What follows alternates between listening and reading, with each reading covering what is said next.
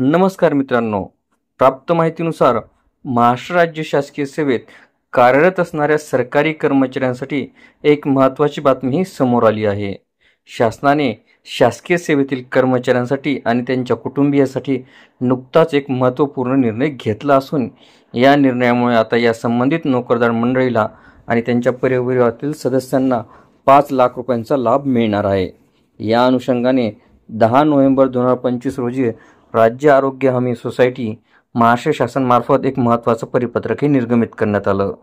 या परिपत्रकामध्ये दिलेल्या माहितीनुसार आता महाराष्ट्र राज्य शासकीय सेवेत कार्यरत कर्मचारी आणि त्यांचे कुटुंबीय सुद्धा आयुष्यमान भारत प्रधानमंत्री जन आरोग्य योजना व महात्मा ज्योतिराव फुले जन आरोग्य योजना अंतर्गत 5 लाख रुपयापर्यंतच्या मोफत उपचारासाठी हे पात्र ठरणार आहेत.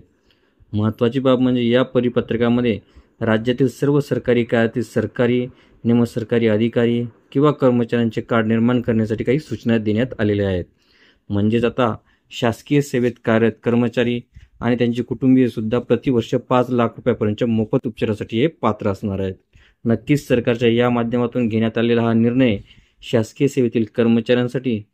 व्हिडिओला सविस्तर बघण्यासाठी कृपया डिस्क्रिप्शन बॉक्समध्ये दिलेल्या लिंकवर क्लिक करा आणि संपूर्ण व्हिडिओ पाहावा.